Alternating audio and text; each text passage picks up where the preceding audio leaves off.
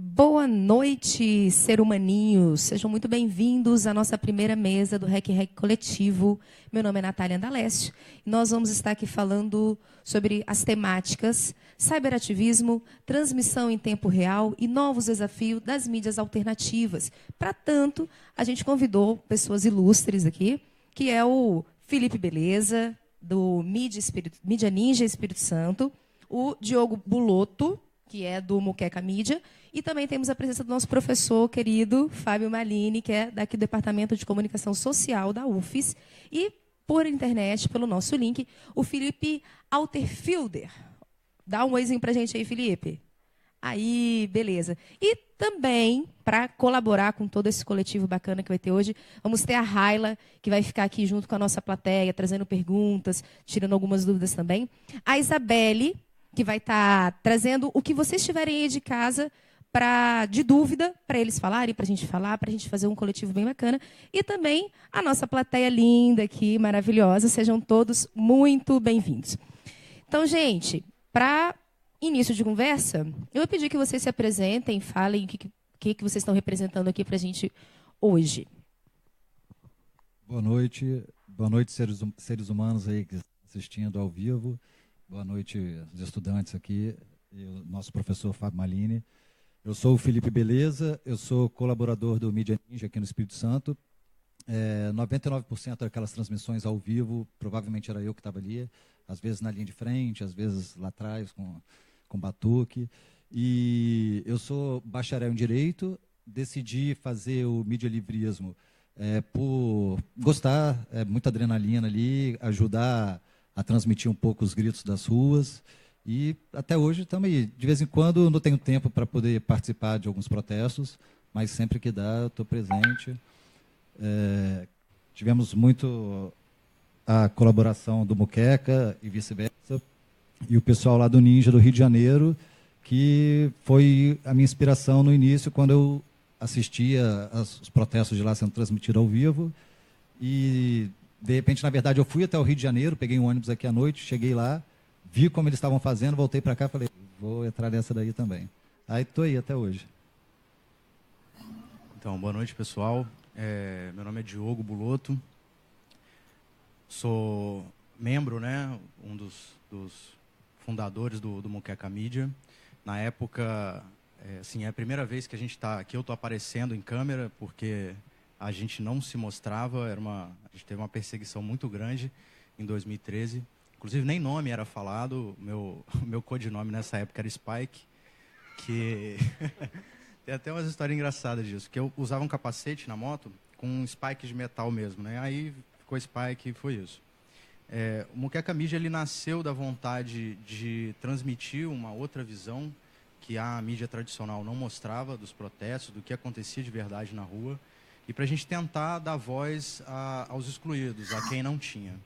Então, foi basicamente por isso que surgiu, na época, o coletivo. Muqueca Mídia foi fundado pela Paçoca, que é uma grande inspiração, assim, minha irmãzinha, ela que me levou para esse meio. E eu só tenho a agradecer a ela, assim, porque foi uma mudança de vida muito grande para mim. Mas isso a gente vai discorrer o tempo aqui, beleza? Bom, vocês já me conhecem, eu sou Fábio Malini. Participei de muitos momentos de mediativismo na rua, no remoto. Também teorizo essas discussões, né? Então, na verdade, eu estou entre teoria e prática mesmo, né? Eu acho que vai ser muito importante esse momento aqui para a gente um pouco conversar com diferentes realizadores mediativistas, né? O seu modo de fazer, os seus conflitos, as dificuldades que é do trabalho na rua, né? As perseguições. Eu acho que tudo isso, mas ao mesmo tempo o público, né? O público que foi crescendo, que foi acompanhando, né? Que hoje é um aliado, um parceiro em muitos momentos, né? E eu acho que a gente vai ter uma oportunidade de a gente conversar um pouco sobre processos que aqui no Espírito Santo a gente talvez nunca tenha esse momento assim para discutir, se conhecer, né? Eu acho que isso vai ser muito legal e em link com o Felipe, né? Que tem muita experiência nisso também, com, sem dúvida alguma, um coletivo que vai ser uma referência para o mediativismo no primeiro momento, mas hoje eu acho que é uma referência de comunicação. É muito maior, digamos assim, do que apenas a atividade mediativista, né? Eu acho que ele virou uma referência que é o Mídia Ninja, né? Felipe, fala pra gente aí, se apresenta um pouquinho, por favor. E aí, bom, boa noite a todos e a todas que estão aí na UFES ou que estão assistindo a transmissão também. Eu sou o Felipe, eu sou de São Paulo, cresci no interior de São Paulo, em São Carlos, e de lá eu me conectei com a experiência, né, da construção do circuito fora do eixo, isso em 2007, né, e aí foi um movimento mesmo que se espalhou, né, pelo Brasil, pela América Latina, mudou o mapa, né, da música, da circulação, da produção de conteúdo independente no Brasil. Né, em 2011, né, uma galera do país todo vai para São Paulo, a gente monta a Casa Fora do Eixo lá, né, e aí tiveram 2 anos muito intensos, de 2011 até 2013, né, que é o momento em que surge a Ninja e que a gente está conectado hoje para, enfim, compartilhar e contar a história a partir daí. Mais uma apresentação rápida. Deu para ouvir bem aí? Deu sim, foi ótimo. Então vamos para as primeiras perguntas aqui que nosso coletivo preparou para vocês. Não tem, na verdade, uma ordem específica. Quem se sentir à vontade pode falar. A galera da plateia também fique muito à vontade para pedir a palavra, para contribuir com a gente. Podem ficar muito à vontade, tá? Mas essa primeira pergunta é o seguinte: para quem nunca ouviu falar de streaming, de cobertura ao vivo, queria que vocês trouxessem alguma definição, o que vocês entendem por isso, para quem está aí acompanhando a gente, que não conhece, ou até mesmo para quem está aqui e não sabe, nunca ouviu falar, o que pode se entender sobre streaming, transmissão ao vivo, essa mídia alternativa? Aí tem um microfone aqui. Felipe, se você quiser falar também, pode levantar o dedinho aí que a gente está vendo. Bom, aqui no estado, pelo que eu acompanhei, dos percussores desse trabalho, foi o pessoal do Muqueca Mídia, e que também serviu de inspiração para a gente, do Ninja aqui do Espírito Santo. O que me move muito ali são as bandeiras que são levantadas nos protestos e a adrenalina que rola durante o protesto, principalmente naqueles protestos que aconteceram de 2013, que está acontecendo ainda, né? Parece que isso veio de acabou, né? 2013 foi assim, um pontapé bem forte para esse momento. Isso daí. A população se revoltou um pouco com justiça mesmo. Eles agiram em certos momentos para revidar uma atitude violenta do próprio Estado, que muitas vezes a mídia convencional informou de forma contrária, né? Nós que acompanhamos ali ao vivo, a gente via que muitas vezes as coisas se iniciavam pelo braço armado do Estado. Eu não vou falar a sigla aqui para não causar transtornos. Então, falando assim sobre aspectos um pouco mais técnicos, né, sobre streaming e transmissão ao vivo, eu vim da área de TI, minha formação acadêmica, eu sou analista de sistemas, e inclusive por isso que o Muqueca Mídia foi uma mudança muito grande na minha vida. Mas a questão de transmissão, na época, era uma coisa muito nova assim, para a gente, né? Principalmente usando o celular, usando o 3G. Tinha uma conexão bem ruim. Inclusive, na época, eu tentei estudar alguns métodos de concatenar chips para a gente poder ter uma conexão melhor, para conseguir ter uma qualidade de vídeo boa na rua. Mas era algo muito precário, muito no início aqui no Brasil ainda, né? Mas assim, o que a gente usava é o que todo mundo tem no bolso hoje. O celular com conexão. O celular foi uma revolução, então, nesse processo. Para mim, que eu comecei em 2013 a fazer as transmissões, a participar mesmo, junto com quando o Muqueca Mídia surgiu, era só o celular mesmo. A gente não tinha um aparato, a gente não tinha grana, não tinha investimento, não tinha nada, era a gente pela gente. Que eu acho que é como as pessoas têm que se mover, né? Tem que se virar, tem que dar um jeito. E era o que a gente fazia. Assim, a gente contou também, conforme as transmissões elas foram tendo mais público, por divulgação de link, Twitter, Facebook e tal, muita gente contribuía com a gente. Tipo, nossos celulares na época era plano pré-pago mesmo, que tinha que botar grana para poder funcionar. E, às vezes, a gente não tinha do bolso e falava na transmissão. Falava, olha, a gente vai acabar a 3G porque a gente não tem mais e tal, não sei o quê. E, aí, de repente, surgia crédito no celular. A gente não sabia quem é que colocava, o que acontecia, mas surgia. O pessoal tinha número, né, e tal, a gente divulgava.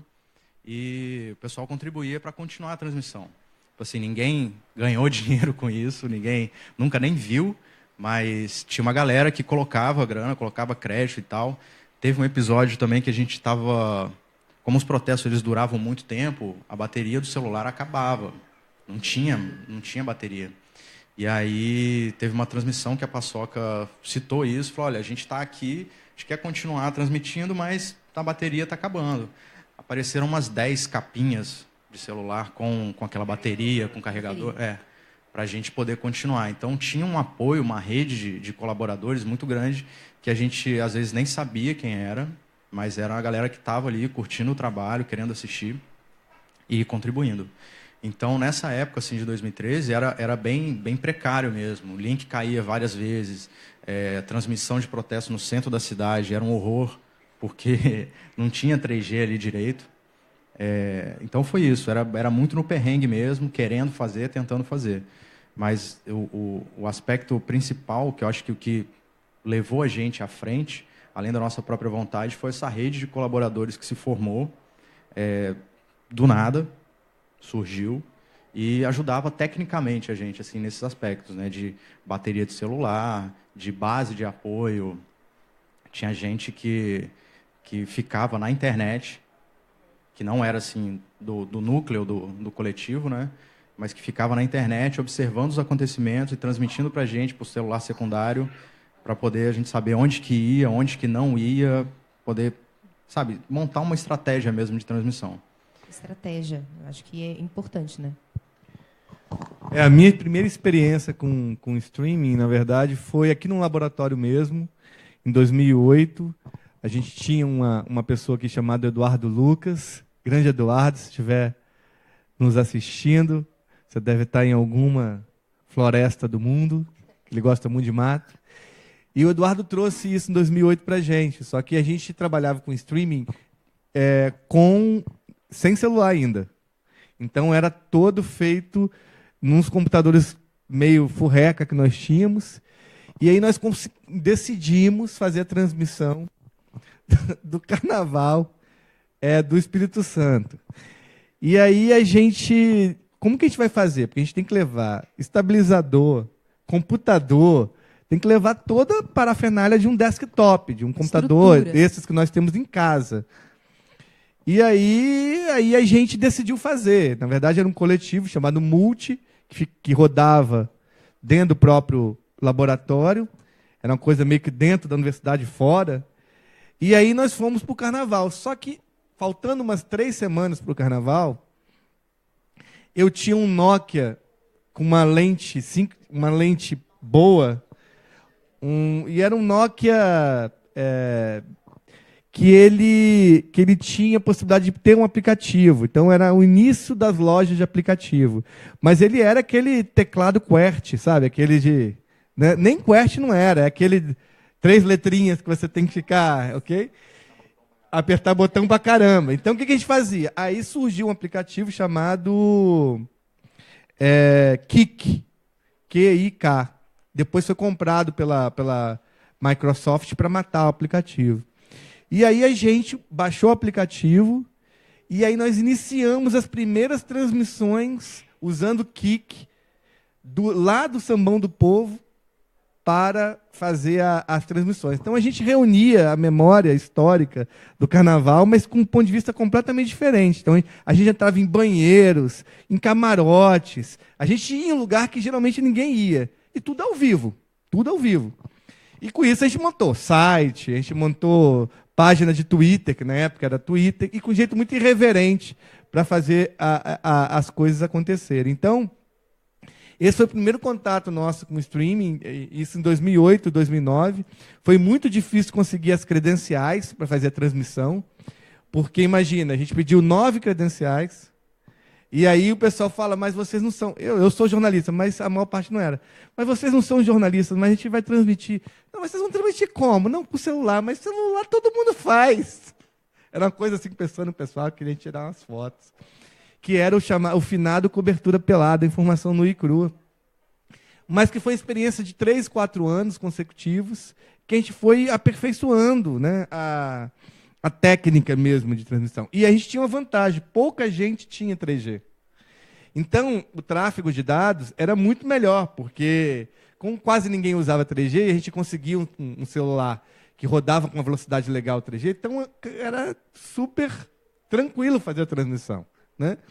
Então, quando iniciou a virada para o smartphone e a demanda por dados, aí ficou mais difícil, como o Diogo falou mesmo, porque todo mundo está no protesto, ataca todo mundo a mesma torre, e aí os dados ficam mais difíceis de serem trafegados. Mas essa foi a primeira experiência, né? Assim, e ela demarca uma posição muito interessante, que é uma experiência coletiva. Ou seja, o streaming parece ser sempre isso, né? Ou seja, uma experiência coletiva. Não era uma coisa isolada de uma pessoa fazendo. Não, ao contrário. Era um grupo organizado, que depende... Para fazer isso tudo aqui que vocês estão vendo, precisa ter muita organização, né? E é esse grupo organizado. E agora, a transmissão do streaming com o desktop era uma alegoria à parte, porque a gente tinha um cabo FireWire de 10 metros que a gente levava até a câmera, então a câmera tinha que passar por um camarote, descia, passava no meio das pessoas, e a gente ia lá na passarela do samba com um monte de fio, e as pessoas, obviamente, achavam um bando de nerd, aquelas coisas, né? Mas foi muito bom, e é bom que se registre que quem nos deu essa possibilidade foi a professora Ruth Reis, minha colega de departamento, então secretária de comunicação, que apostou nisso, entende? Mas, enfim. Vocês foram muito vanguardistas, né? Porque toda essa dificuldade, a gente, enquanto mais jovens, temos esse celular, essa ferramenta na mão que nos facilita muito. Nessa época, eu acho que vocês foram extremamente vanguardistas e desbravaram muito. Felipe, você tem alguma colaboração aí para fazer para a gente, por favor? Tenho. Eu estava ouvindo a história do Malini e eu fui lembrando de vários pontos que, enfim, são muito parecidos com o que a gente viveu também, né? Acho que num momento que não era muito distante, a internet ela surgiu meio como um advento, uma novidade, né? Um país gigante, e isso deu a possibilidade de muita gente que morava longe uma da outra encurtar essas distâncias e trocar experiências, né? E isso foi tendo reflexos muito interessantes, muito intensos, né, em diversos segmentos da cultura como um todo, né? Na música foi um caso muito forte. A hora que veio o Napster e a possibilidade dos downloads, né, isso deu uma quebrada no velho modelo da indústria fonográfica, né? E a gente era uma geração que estava meio nesse lugar, e isso, né, possibilitou o surgimento de uma revolução na música, digamos assim. E aí, no segundo momento, né, a gente começou a sentir que estava passando algo muito parecido com a mídia, né? Agora, o streaming em si, ele já vinha como uma ferramenta que vinha sendo pesquisada e praticada faz tempo. Essas histórias que o Malini conta também, de cabos, né, desktops. A nossa história era um carrinho de supermercado, né, e a gente colocava nele um gerador, aí em cima desse gerador tinha uma tábua, nessa tábua tinha um computador desktop conectado no gerador, uma mesa de 2 câmeras, ia para o protesto com o mercado, né? E aquilo era uma loucura, porque era um gerador com gasolina, a possibilidade de repressão, o que você ia fazer com aquilo. Quando surgiu o Twitchcast, que foi o primeiro aplicativo que a gente achou para transmitir na internet, né, foi um dia em São Paulo, que era mais ou menos na época da Copa das Confederações, teve uma repressão, né, a galera sai correndo e de repente chega no alto da Paulista, você tinha aquele painel da Coca-Cola, feito para a Copa das Confederações, estava escrito, vamos colorir o Brasil. E aí a galera deu uma tacada naquele folha de lata, porque o painel era feito de lata, e começa a pegar aquilo, vem a polícia, começa a reprimir aquela história, e você tinha essa imagem ao vivo e de repente param 130 mil pessoas por aquela transmissão, né? E eram mais ou menos 2 pontos no Ibope, e aí era o quê? Era um iPhone 4 com a tela rachada, e ele tinha uns R$ 40 de crédito, né? Então você, com muito baixo orçamento, tinha conseguido fazer uma transmissão de muito impacto, né? Então foi um lance também de estar na hora certa e no lugar certo, e acho que a partir daquele momento fica um recado muito forte de que o streaming era possível, de que ele já estava colocado como realidade. A sensação, né, que eu tenho, eu acho que a plateia pode compartilhar isso um pouquinho com a gente, é de que isso já existia há bastante tempo, só não tinha, eu acho que a visibilidade que isso tem hoje, não tinha a movimentação dessas informações como a gente tem hoje. E momentos como esse que nós temos agora, de estar tendo uma transmissão ao vivo para falar sobre o que vocês fazem já há muito tempo, Malini, então, ainda lá na época, já muitos anos atrás, né? Trazer isso e falar para a gente que isso não aconteceu do nada, que isso tem um fundo, tem uma história, e isso é muito importante. E a partir disso, eu acho que chega no ponto muito importante e crucial para a gente. Assim, como que vocês decidem fazer uma cobertura e, a partir do momento, olha, vai ter um evento X, nós vamos cobrir aquilo ali. Qual é o passo a passo? Primeiro, não, eu tenho que pensar na câmera quem vai falar, quem não vai, eu vou fazer uma pauta, eu vou ter como é que é a receita do bolo mesmo, assim, para vocês fazerem essa cobertura, para fazer esse ao vivo aí. Isso, boa ideia. O Felipe, começa aí para a gente respondendo essa questão, por favor. Legal. No nosso caso, assim, a primeira coisa que eu acho que é legal, até para aproveitar esse momento de acho que é legal a galera entender a questão da casa coletiva, né? Do nosso modo de vida comunitário. A gente está falando de casas onde a pessoa, na verdade, rompeu essa barreira de trabalho e vida, né? É uma plataforma de ativismo e estilo, né? Então, isso dá para a nossa credibilidade. Um ponto. Tá dando para ouvir? Ou travou?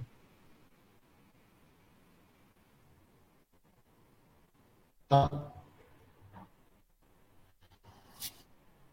Mas deu para ouvir ou volta de novo?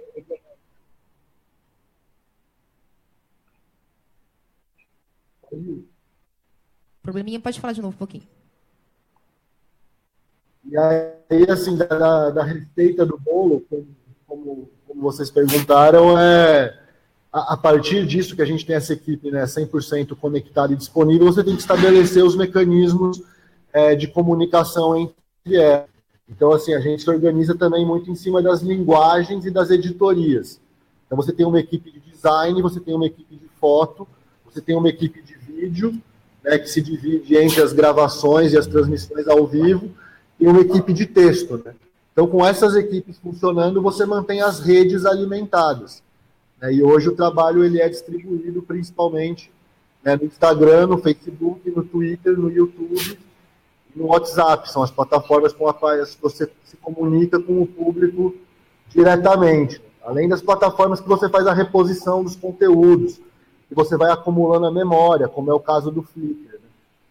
Então, a gente se organiza dessa forma. E outra ferramenta que é fundamental para a gente é o Telegram.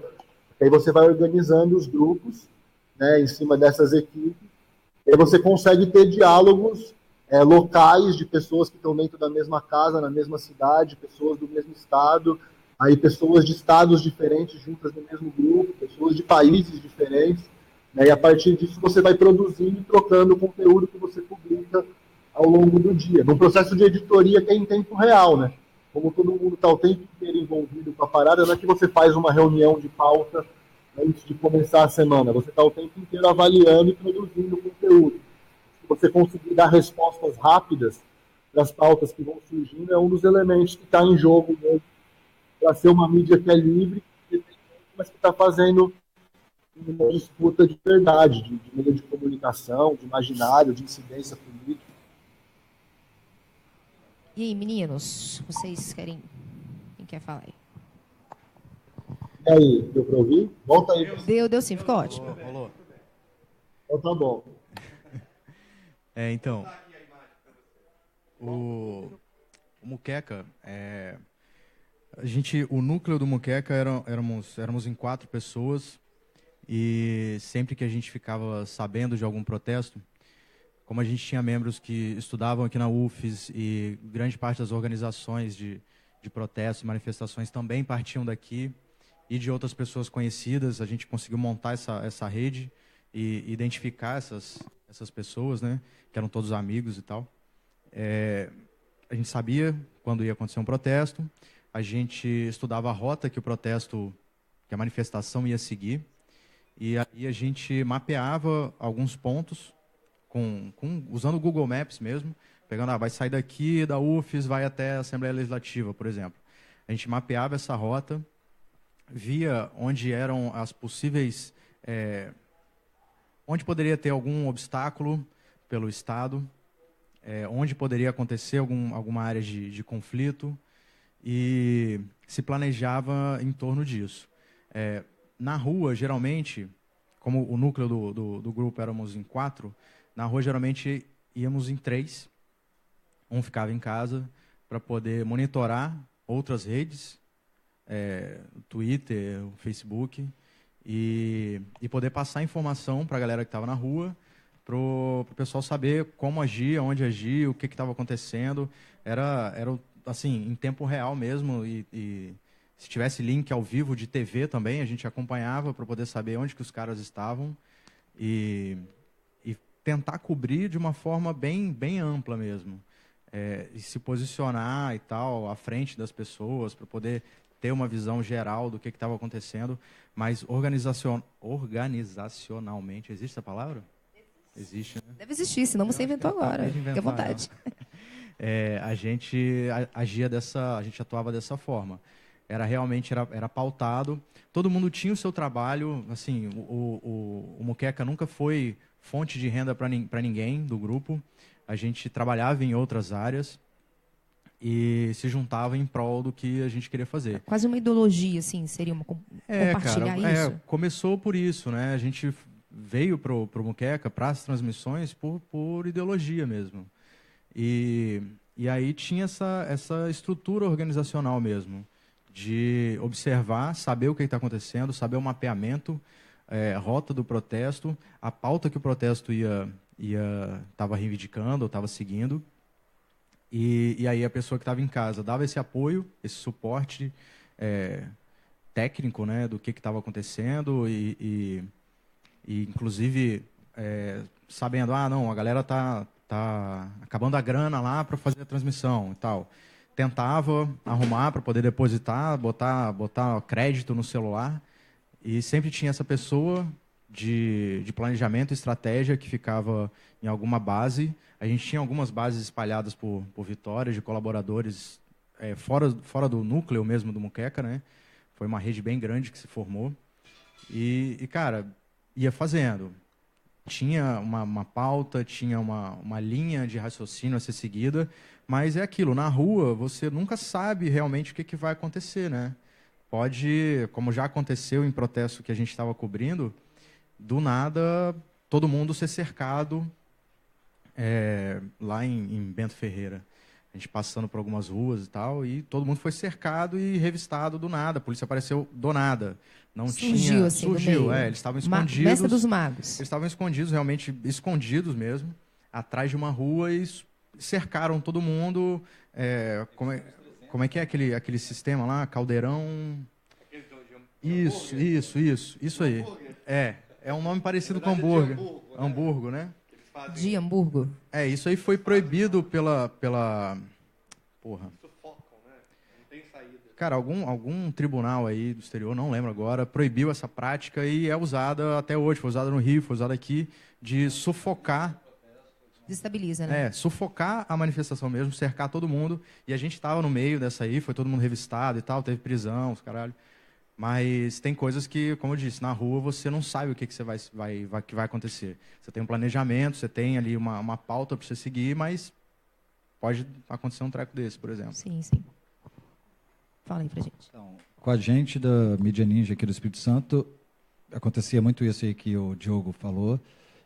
Mas, na verdade, também, assim, refletindo aqui enquanto ele comentava, em cada protesto é um jeito novo de se organizar, às vezes aquilo que a gente programa não é o que acontece. Então, geralmente, eu que gosto de ir para a rua fazer a transmissão. Às vezes o André Lírio, que não está aqui no momento com a gente, que também é o colaborador do Mídia Ninja, também está na rua. Então, às vezes, estavam todos na rua e é aquela correria. Um transmitindo, outro tira foto, segura o telefone aqui e continua transmitindo enquanto eu faço as publicações. Então, ao mesmo tempo que a gente tenta fazer a transmissão ao vivo, a gente tenta ir informando na página com publicações a cada 20 minutos, meia hora, dependendo do protesto, com uma narrativa daquilo que está acontecendo. Durante as transmissões, a gente organizava de uma forma que a gente passava a informação narrando ali qual era o protesto, de onde estava saindo, para onde ia. Muitas vezes a gente não tinha essa informação para onde ia. E deixava o restante com o pessoal que está assistindo em casa, escutando os gritos, as músicas que eram cantadas no protesto, para não ter nenhuma narrativa, de repente, desleal ou tendenciosa. Assim, né? Então, a gente deixava por conta do próprio protesto, as pessoas... O título, a pessoa entendia, né? A pauta, qual era a bandeira levantada ali. E... Quando não era dessa forma, numa organização também, a gente dividia, uma pessoa ficava na base, recebendo todas as informações. Então, às vezes, a gente saía até com 2 aparelhos, e nós nos conhecemos nas ruas, né, eu e o Diogo. Então, às vezes, o Diogo tirava umas fotos, mandava para o meu WhatsApp, para mandar para o André, e o André, em casa, já ia preparando o texto de acordo com aquilo que ele estava escutando também, dos protestos, do carro de som. E, dessa forma, a gente vem fazendo até hoje. Às vezes, eu estou na rua, vejo alguma coisa, já entro ao vivo, o André apita o telefone dele, ele já sabe o que quer, mas às vezes, por exemplo, ele trabalha com alimentação, às vezes ele está na cozinha fazendo, ele não pode mesmo ajudar, e vice-versa. Então, a gente vai se organizando de acordo com o protesto. Na página, a gente recebe centenas de mensagens, sempre quando tem um protesto, alguém manda o link para a gente, pede a nossa colaboração, a gente também tenta ir em todos, mas infelizmente não dá. Às vezes acontecem 3 protestos dos alunos e professores aqui na Grande Vitória. A gente tenta ir pelo menos um. Até peço desculpa aí, pessoal. Alguns a gente não conseguiu cobrir, mas sempre que precisar podem contar com a gente.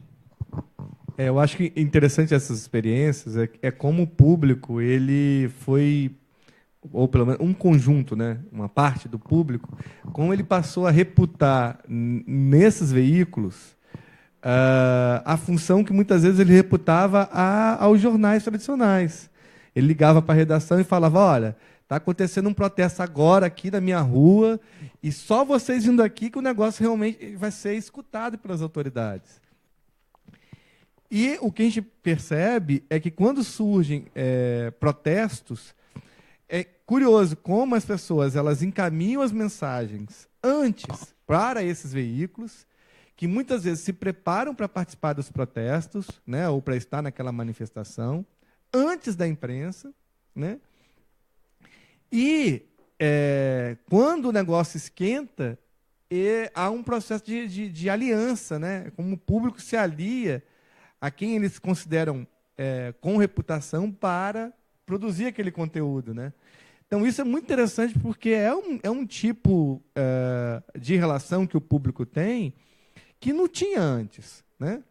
E isso, nas manifestações, ficava muito óbvio, porque é óbvio que, quando você transmite dentro da manifestação, você enuncia uma mensagem, uma comunicação, é diferente quando você está lá em cima da varanda, você lembra, né? Um monte de gente na varanda, né, olhando ou transmitindo, o repórter lá da varanda falando: olha só o que está acontecendo, né? É completamente diferente. Tem uma repórter que cobriu as manifestações pelo Terra, na Espanha, ganhou muitos prêmios. Vocês deveriam ganhar também vários deles, né? Mas aí, de prêmio é uma coisa muito no jornalismo, que ela fala é uma coisa muito interessante, que o celular permite que você chegue em várias frestas, em vários cantinhos. Então, isso, para quem tem interesse em narrar, em fazer com que uma determinada voz propague na rede, isso é muito importante. Você consegue chegar com mais facilidade do que fosse aquela estrutura pesada, né, de comunicação. Então, acho que isso é uma coisa muito interessante de destacar, né? Aquele monopólio da narrativa sobre o passado e o presente acabou do chamado jornalista tradicional, né? Tem uma super importância o jornalismo hoje. Mas hoje tem que conviver com outros narradores, né? Outros sujeitos que também se apossam do presente, né? E narram de um determinado ponto de vista, né? Isso é muito, acho que, legal, assim, né? Nessa sua fala que os colegas compartilharam aqui, eu pergunto e, ao mesmo tempo, acredito que pode ser dessa maneira, a que vocês acreditam a confiabilidade que vocês têm, assim? Porque o que o Maline trouxe para a gente agora, eu acho que é isso. Quando alguém assiste uma transmissão ao vivo do Muqueca, do Mídia Ninja, eles valorizam aquilo. De onde que traz essa verdade? Porque o Maline falou sobre a imprensa tradicional, vocês parece que assim, não, saiu no Jornal Nacional, é verdade, né? Então, eu pelo menos sinto isso, e dentro do que nós estamos conversando, a que vocês acreditam as pessoas olharem para o ao vivo que vocês fazem, aí, Felipe, onde você faz o seu ao vivo, a verdade do fato? Como é que vocês começam a ter essa credibilidade que saiu um pouco, eu acho, dessa imprensa tradicional e passou para a mão de outros coletivos ou lugares, assim? Quer falar para a gente, Felipe? Legal. Eu acho que essa questão que você pergunta, tá rolando um sanduíche aqui, ó. Fecha meu som aí, né? Eu mesmo. Foi. Essa questão, a gente, quando ela surgiu, né, para a gente, a construção da credibilidade, né, eu acho que sempre passou muito forte por duas coisas que estão por trás dessa discussão. Uma é a famosa discussão sobre a imparcialidade ou a parcialidade, né? E eu acho que disso o que a gente fez foi, desde o começo, buscar transformar essa lógica em relação a como a velha mídia fazia, né, optando por você trocar um falso mito de que você era imparcial por assumir que você era parcial e que você estava se utilizando daquela ferramenta de comunicação para dar voz, para amplificar a voz do seu ponto de vista, da causa que você acreditava, da luta que o seu movimento estava travando, né? Eu acho que isso foi uma novidade que foi apresentada, que é uma das bases dessa credibilidade. Uma outra questão que sempre surgiu com muita força era da qualidade e do mérito de se isso é ou não é jornalismo, né? Esse desafio, essa questão, ele também sempre teve colocado desde o começo. E no nosso ponto de vista, era um questionamento que ele sempre teve origem né, no interesse de quem gostaria de preservar o monopólio, né, da coisa. De você criar uma falsa sensação, no nosso ponto de vista, de que para você ter a construção de um conteúdo jornalístico, você precisa de uma grande estrutura, de muito orçamento, de uma formação que é inacessível para muitas pessoas, né? E a gente entrou sempre com um discurso muito forte também de que eram possíveis outras lógicas, né? De que se você se organizasse e buscasse trabalhar de uma maneira a estar empoderando mais pessoas a dar voz para os seus pontos de vista, isso já por si só construía, né, um conteúdo que tinha um valor jornalístico. Claro que na forma você vai estar sempre buscando se aperfeiçoar e estudar e buscar novas referências para estar conseguindo dialogar com mais gente, né? Também não é um manifesto de que tem uma limitação, mas você não vai deixar de produzir porque você ainda não tem acesso às principais tecnologias. Com muito pouca coisa na mão você consegue fazer muita coisa. Então, acho que dois caminhos a gente foi construindo uma credibilidade. Um terceiro elemento, só para fechar isso rápido, eu acho que é essa questão que eu falei no começo, da disponibilidade da vida coletiva, né, de você ter uma entrega, né, que ela é radical mesmo, né, das pessoas que estão produzindo esse conteúdo, é que eu acho que isso deu para a gente agilidade, né, pegada, atitude e coragem, né? Então a mídia ninja também não tira o pé de nenhuma dividida, de qualquer pauta que apareça, muito rápido a gente vai chegar lá e vai estar arcando até as últimas consequências de estar cobrindo aquela pauta. Essas três coisas ajudaram a dar essa credibilidade que você colocou. Comprometimento, né, eu acho, com a causa, assim. Eu não ouço mais vocês, tem que abrir de novo. Abre. Aí, voltou? Valeu. Rolou, tô ouvindo. Vou fechar o meu aqui. Tá bom. Eu acho que o Felipe foi certeiro ali, complementando o que ele falou. Eu acho que esse novo tipo de mídia, de fazer jornalismo, que nunca foi a nossa pretensão, inclusive, trouxe uma proximidade com o público muito grande. A participação era em tempo real. Da mesma forma que a gente estava transmitindo via Twitchcasting, tinham ali as pessoas comentando e falando, e a gente dava voz a essas pessoas, citava elas, falava com elas, conversava, o que você não tem na mídia tradicional, de forma alguma. No máximo, assim, de um site deles agora, começando a dar uma voz para o público, mas a questão de, como a Aline colocou antes, quebrar o monopólio da notícia, do fazer jornalismo, eu acho que trouxe credibilidade, porque as pessoas participavam, as pessoas viam o que estava acontecendo e não tinha edição, não vou falar de parcialidade, porque a gente assume a parcialidade, como o Felipe colocou. A gente está ali defendendo uma bandeira, defendendo uma pauta, uma voz, dando voz aos excluídos mesmo, que sempre foi o objetivo. Mas acho que essa questão também, complementando o que o Felipe disse, da proximidade com o público, proximidade com as pessoas que estão ali e ouvindo essas pessoas, aceitando sugestões. As pessoas, mandavam mensagem, falavam, vai acontecer isso, isso, isso, em tal lugar e tal. A gente, beleza, estamos indo para lá. E a questão da rapidez também de cobertura. A gente tinha ainda tem o nosso Muqueca móvel, que era a minha moto. Eu passava Paçoca, tá rolando isso e isso, recebi uma mensagem aqui na página do Muqueca. Bicho, vamos. Passava na casa dela, buscava, já, enquanto estava indo, ela no celular, atrás na moto, se segurando com as pernas, já falando com outras pessoas, já se organizando, mantendo alguém na base e tal, discutindo, e, bicho, em 10 minutos a gente estava lá transmitindo já, estava ao vivo. Então, essa rapidez de cobertura, a proximidade com o público, a possibilidade de participação das pessoas que estão assistindo, acho que foi muito importante para a credibilidade, para as pessoas confiarem no que a gente estava fazendo ali.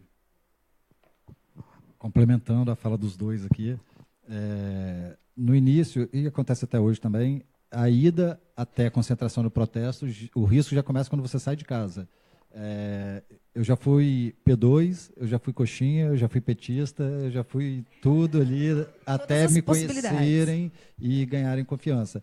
E, claro, depois eles assistem tudo que a gente transmitiu, as informações que a gente passou através da página, e isso gerou a credibilidade que nós temos até hoje, né? Tipo, acabou a verdade absoluta, que era o que existia antes da velha mídia, e nós agora conseguimos mostrar o que de fato vem acontecendo nas ruas, que era isso, eu acho que é isso que os protestos esperam sempre.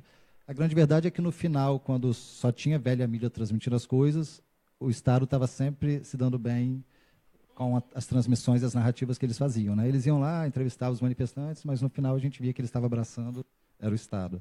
Então, a gente ganhou confiança, eu acho, nisso aí, no dia a dia, protesto a protesto, com as narrativas que a gente vem fazendo, transmitindo a realidade do que está acontecendo ali. Quer falar um pouquinho, Maline? Não, acho que é isso. Acho que uma coisa interessante do Muqueca, que eu gosto muito, era o trabalho das meninas, né? O trabalho das mulheres, que eu acho que era destoava um pouco, né? Porque esse campo mídia ativista, ele sempre foi um campo assim, meio dos meninos, né? Os meninos ficavam ali e tal, porque gostam de ficar mexendo nas coisas e tal, mas era muito mais alguma coisa naturalizado na gente do que propriamente, né, escolha. E aí, eu acho que o Muqueca, ele veio aqui no Espírito Santo com uma diferença muito interessante, ou seja, que era a voz feminina, né, narrando. O Diogo participava muito, mas como ele era minoria no grupo, né, então a narrativa era muito diferente, porque tinha um humor também, porque elas traziam alguma coisa, só o nome, né? Paçoca, tapioca, Spike, do Muqueca. Só você que saiu da comida. Né? Então, já tinha um elemento ali no codinome que já era um pouco de humor.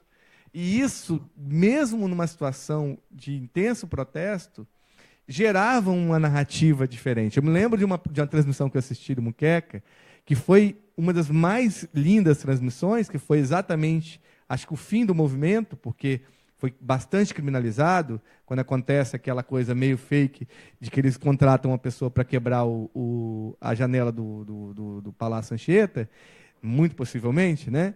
Aquela transmissão começa tipo 6 da manhã, uma coisa assim, 6, 7 horas da manhã, né?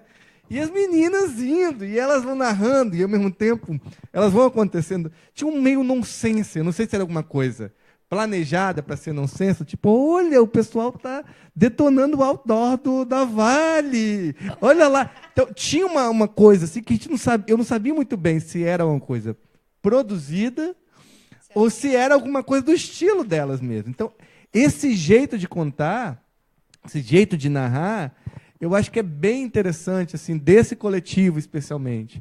Eu acho que o coletivo do Ninja S é um coletivo que ele vai ser o coletivo mais, eu sempre acho, mais aguerrido, ele é mais conflitivo. Acho que o Felipe ele tem uma fala muito, ele tem uma voz muito suave, né? Ele tem uma voz formada em direito, mas ele tem uma voz, mas ele é muito conflitivo, ele é do típico profissional de imprensa, que ele faz a imprensa, né? É que ele vai para cima. E é um jeito, são dois jeitos diferentes, né? Completamente diferentes, né? Eu acho que é uma escola que dialoga com a escola onde está o Mídia Ninja, ou seja, que também tem variações, né, diferentes. O Felipe é de um jeito, o Carioca é de um jeito, as meninas, as mulheres que estão lá também estão de um jeito. Eu acho que, com o tempo, começou a ter, ou seja, acabou também essa coisa de que é um espaço muito masculino, e, ao contrário, se pulverizou muitos coletivos que fazem um monte de coisa. Eu sei que o pessoal está desesperado, que agora é o momento da participação. Isso, o pessoal está aí na internet, online com a gente, falando bastante. Você quer fazer um comentário aí? Complementar essa fala do Malini, que quando eu entrei no Muqueca Mídia, o Muqueca Mídia ele é fruto do audiovisual aqui da UFES.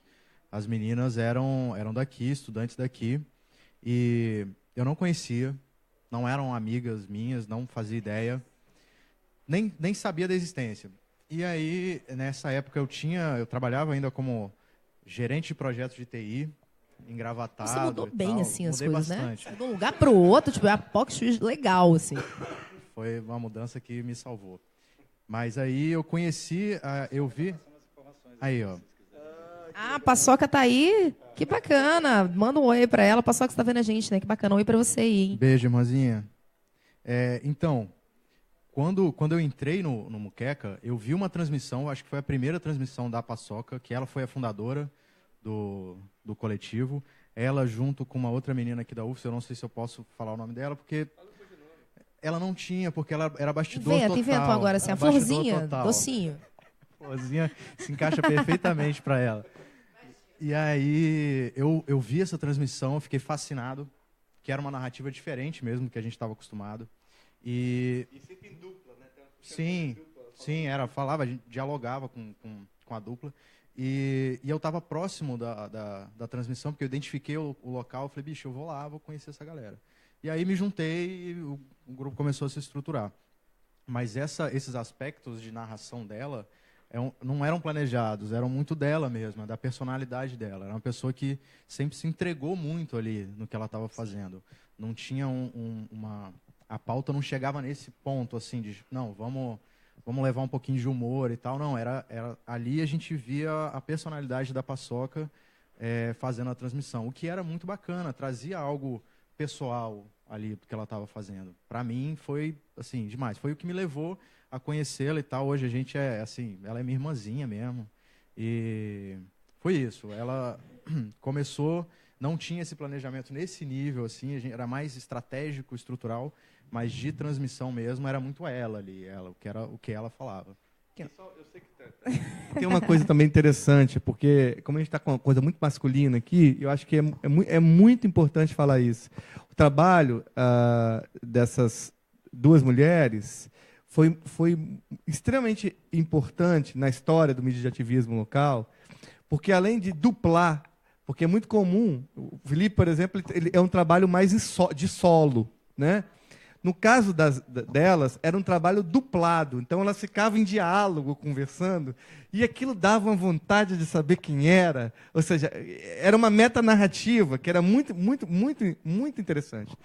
E uma coisa muito importante também, o codinome. O uso do pseudônimo, que é curiosamente, né, porque elas utilizaram, você também utilizou, mas por que as mulheres precisaram dessa estratégia? Né? Por quê? Né? Claro que pode não ter nenhuma relação com questões de violência de gênero, né? E ser só uma questão de quem está ali assistindo, né? Mas é algo também muito curioso nessa história, né? A gente vai ter mais oportunidade para abordar essa temática, com certeza. A gente já explica que a gente convidou, tá, gente, coletivos feministas para estarem aqui presentes, mas a gente não conseguiu acordar a nossa agenda para elas estarem aqui presentes. Então, não pensem vocês que não convidamos elas, tá bom? E, graças a Deus, para vocês que estão desesperados na internet, querendo saber, querendo falar aqui um pouquinho, meninos, se preparem, porque eles não são bonzinhos como eu, tá? Não fazem perguntas boazinhas assim. E aí, vou passar para a Isabelle aqui, que vai transmitir para vocês. Boa noite. Aqui o André, que era convidado da noite e acabou que não pôde vir. Ele pediu para avisar que não pôde estar aqui, mas ele está acompanhando tudo pelo Facebook. E ele já deixou aqui um comentário sobre uma fala do Maline lá atrás. Ele falou: Maline, essas mídias corporativas, inclusive, vêm até nós pedir narrativas e imagens para depois soltar matéria na web. E ele falou, ao vivo, mostrar o que realmente está acontecendo, sem cortes em tempo real. A Caroline, que pelo que eu entendi é a Paçoca, né? É isso. Mas o que ele falou, quem está vendo já descobriu isso. Ela disse: não havia seleção de entrevistados, dávamos voz a todos e acho que isso gerava credibilidade maior ainda. Era realidade em tempo real. E aqui tem uma pergunta do Erlon, que, desculpa se eu não falo seu nome certo, mas ele fala: boa noite, pessoal. Na cobertura da mídia tradicional, é comum repórteres trocarem informações entre si, mesmo pertencendo a veículos diferentes. Isso acontece, por exemplo, com o Mídia Ninja? Há alguma colaboração com outros repórteres, troca de informações, etc., ou é eles lá e nós cá? E aí, vocês vão responder, tá? Mas o André já deu uma respostinha aqui. Ele falou: normalmente, eles vêm até nós antes, durante e depois para colher informações, imagens, narrativas, etc. Justamente por estarmos dentro do movimento, na rua, ao vivo, se relacionando com a pauta. Então, agora vocês podem responder a pergunta do Erlon, que ele quer saber se vocês trocam informações entre si, se é todo mundo junto e misturado nas mídias alternativas também.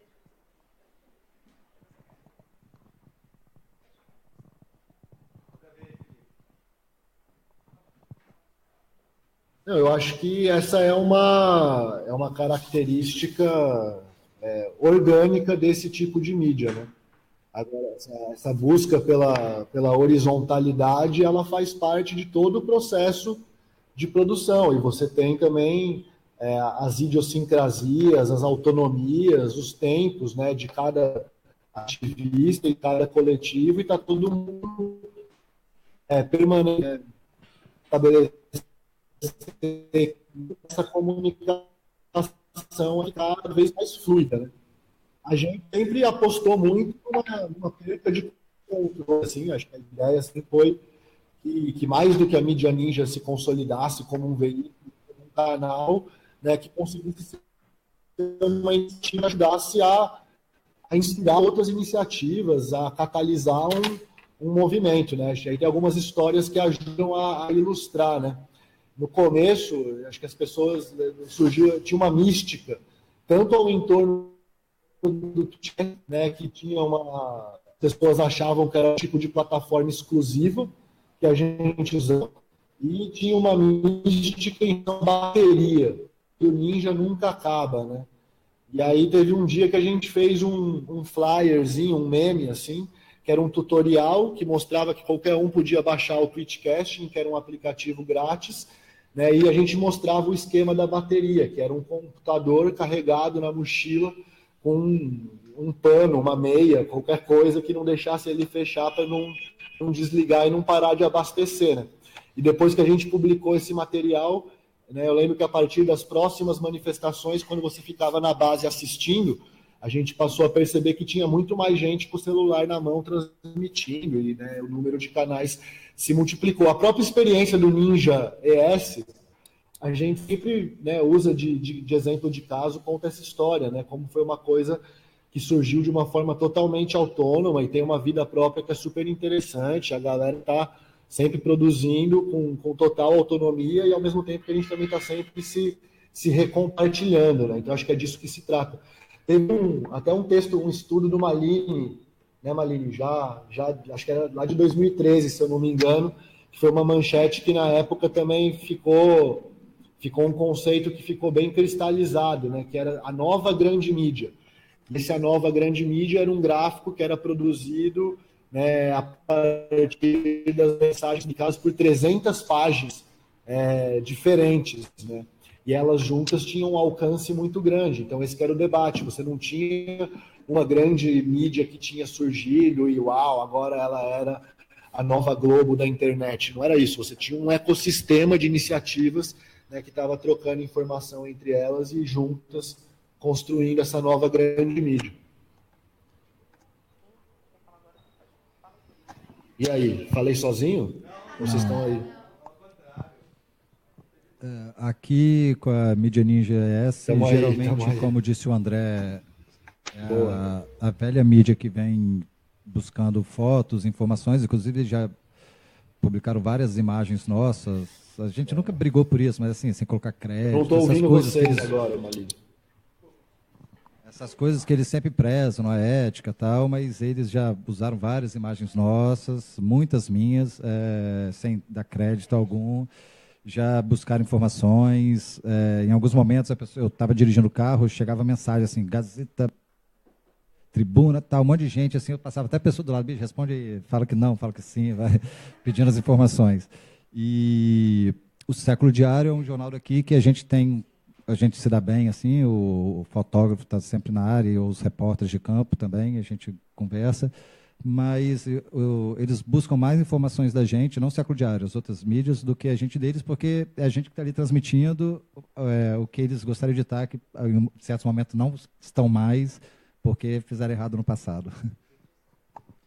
Como eu tinha falado antes, a rede de contatos e colaboradores que se formou era bem grande. E a gente do Mídia Livrismo, a gente sempre se falou. Depois que a gente se conheceu em manifestação, a gente sempre trocava ideia, trocava informação, tinha grupo que a gente conversava sobre o que estava rolando, mandava informação, mandava foto, mandava vídeo para ser publicado pela gente mesmo, né?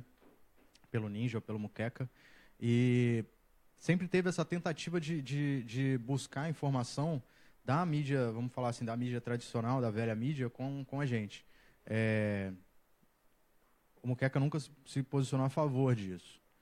Porque, assim, generalizando a situação mesmo, eu sou um pouco radical nesse aspecto, para mim toda a mídia corporativa é vendida.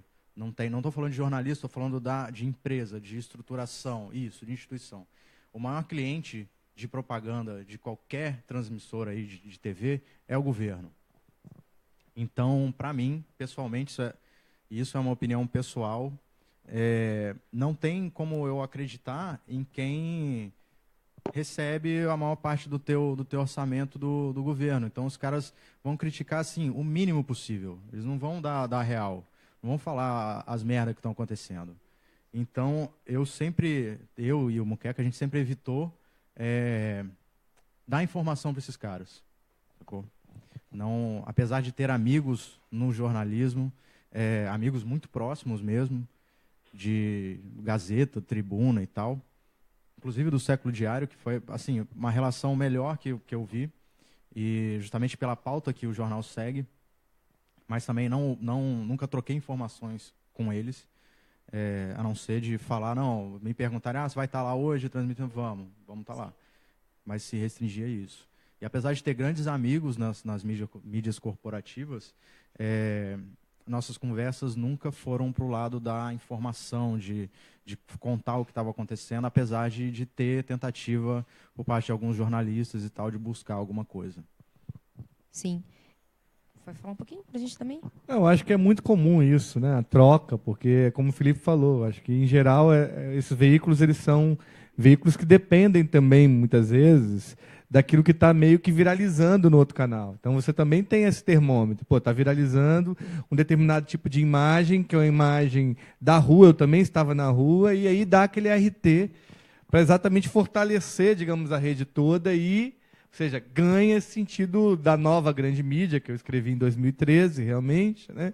E, embora essa nova grande mídia, ela estava muito fincada, digamos, no campo mais da esquerda, né? Digamos, ou do campo da sociedade civil organizada, mas voltada ao fortalecimento ou ampliação dos direitos.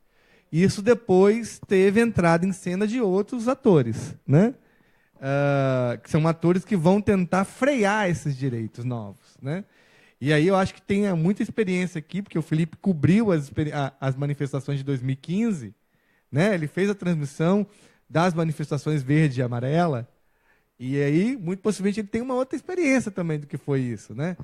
Mas é curioso, porque, em geral, essas manifestações, elas têm, embora, em alguns casos, tem transmissão, né? Em geral, elas tinham as transmissões dos veículos de TV tradicional. Só um adendo aqui, galera, que foi... A Isabelle me falou ali que umas meninas comentaram na nossa live que não ficaram sabendo, então a gente pede desculpa. Às vezes a gente não conseguiu conversar exatamente com todo mundo que teria a possibilidade de estar aqui, mas alguns coletivos que nós entramos em contato não bateu agenda, enfim. Mas desculpa, meninas, a gente vai ficar mais ligado. Essa é a nossa primeira. A próxima vez a gente tenta abraçar melhor essas faíscas, assim, a gente vai traçar um monte de mulher bacana aqui para falar para vocês. E aí, vocês estão achando que é só coisa boa que tem? Não. A Raila vai trazer para a gente algumas coisas que são um pouquinho mais alfinetadas, assim. Vamos ver como é que vocês reagem para a gente. Tá bom? Bom, a primeira sequência, né, de alfinetadas, como diz a Natália. Primeiramente, boa noite a todos. O internauta do Twitter disse o seguinte: ativismo de internet tinha que ser proibido por lei, porque gostar de comer merda, meu Deus do céu. Outra alfinetada foi de outro internauta do Rio, dizendo o seguinte: feminismo é um ativismo político usado para manipular mulheres, sem noção da sua importância e inteligência. E logo em seguida vem uma sequência de perguntas. Hoje tivemos passeatas pedindo ao STF a retirada do habeas corpus do Lula para efetivar sua prisão. Vem para a rua, fomentou essas manifestações. Como a direita se apropriou das plataformas de esquerda para inflar suas propostas? Isso aí, eu acho que o Felipe ele vai trazer até uma força para a gente. Como é que vocês lidam com esses comentários, com essa resposta, com esse contramão ao serviço de vocês, né? Como é que funciona isso? Fala para a gente aqui primeiro agora, vai lá. Bom, eu estou acostumado com comentários de quem critica o ativismo, fazendo ativismo, né, que é o caso do colega lá. Ele comentou ali, ele está no ativismo dele. Então, desde os comentários que eu leio aqui até as balas de borracha na rua. Então, eu lido com naturalidade. Gosto mais de estar lá na rua, sentindo o gás lacrimogêneo, o barulho da bomba, mas quando eu chego em casa, geralmente eu e os colaboradores do Ninja S, a gente também entra para o debate respondendo vários comentários. Todas as publicações que foram feitas lá, eu não posso garantir que 100%, mas assim, todos os comentários feitos em todas as publicações já feitas, eu li. E os que mereciam resposta, eu respondi, outros é mimimi, aquelas coisas de Facebook. Mas eu estou acostumado, levo com naturalidade e tal. Eu acho que, assim, crítica sempre vai ter. Crítica leva a gente a repensar algumas coisas e algumas formas de se fazer. Eu só queria, por favor, você repetisse a última, a que foi realmente uma pergunta, que os outros comentários não... Não dá nem vontade de comentar, né? Você quer completo? Aquela parte final ali que... Sim.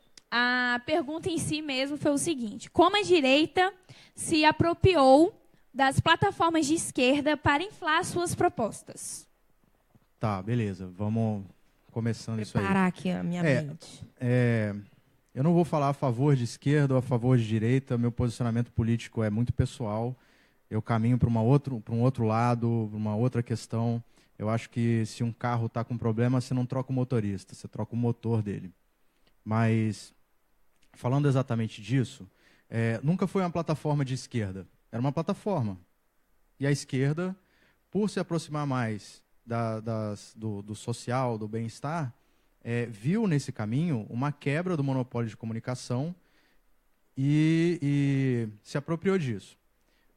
Colocando uma opinião bem pessoal mesmo, e talvez muita gente não goste do que eu fale, mas, para mim, o movimento de esquerda, como a gente conhece, ele, vou ser bem assim, suave, deixou muito a desejar nos últimos anos. Foi cooptado, talvez, assim? Não, deixou muito a desejar mesmo. Eu costumo falar que o crescimento da direita no Brasil é decorrente da burrice da esquerda, que começou a se subdividir, começou a brigar entre si, começou a se segregar, a se colocar em grupos tão pequenos que são muito fáceis de serem colocados no ostracismo. Então, eu vejo o crescimento da direita e teoricamente, entre várias aspas, a tomada de plataformas que eram de esquerda, porque nunca eram plataformas, pela direita, por causa dessa subdivisão, dessa briga da esquerda entre ela mesma, de vários temas, de não haver uma coesão. Não é preciso que todo mundo pense a mesma coisa. Não é preciso que todo mundo lute em prol de um bem-estar, uma ideologia. As pessoas podem, sim, lutar em nome de várias ideologias, do que elas quiserem. Mas, a partir do momento que a gente se subdivide em grupo e vai tomando grupos menores, a gente acaba falando de indivíduo. E, sozinho, a gente não consegue ter força para se colocar contra algo. Não é uma coesão de pensamento, não é uma unidade de pensamento, mas é uma unidade de luta, uma unidade de força. Para mim, é por isso que a direita começou a tomar esses espaços que eram conhecidos como de esquerda. Isso é uma opinião pessoal, não sou estudioso da área, não sou jornalista, não sou sociólogo, não estudo nada disso. É uma opinião de observação mesmo. Bom, primeiro eu queria dizer que digamos assim, a grande novidade do dia não foi a manifestação, né, que acabou dando uma flopada, mas foi o golaço do Cristiano Ronaldo.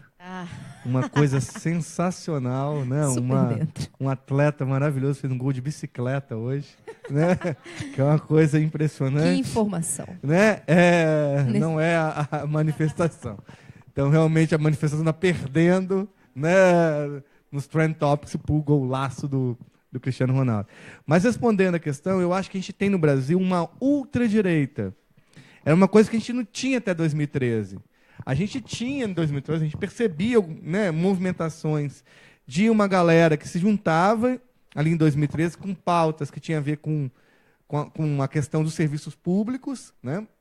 Uma galera mais de classe média, de centro-direita, que estava ali junto, mas com uma pauta, digamos assim, muito progressista. O que a gente tem agora no Brasil é uma direita ultraconservadora com militância, né? Então, isso dá ao país, de certa maneira, até uma certa, aspas, maturidade na sociedade civil. Ou seja, que ótimo que existem pessoas que queiram defender os seus pontos na rua. Ok, eu acho que isso é super interessante. Ou seja, demonstra que as pessoas estão mais engajadas politicamente, enfim, né? Claro que essas pautas elas vão também sofrer críticas, como qualquer pessoa que está na rua. Então, acho que essa é uma diferença importante, assim, de hoje para 2013. Hoje a gente tem uma sociedade civil organizada de ultradireita, com a pauta restritiva para algumas, sobretudo minorias, né? Muitas vezes nem minorias, né? Maiorias silenciadas, né? Ou grupos que tenta silenciá-los, né? Então, acho que essa é uma questão importante. Agora, do outro lado, como você falou, ou seja, essas questões que envolvem a desqualificação daqueles que fazem da sua vida luta política, eu acho que isso é muito comum, isso vai estar nos comentários todos. A gente tem que ter a maturidade e a resiliência para passar por isso, né? Basicamente, né, Felipe?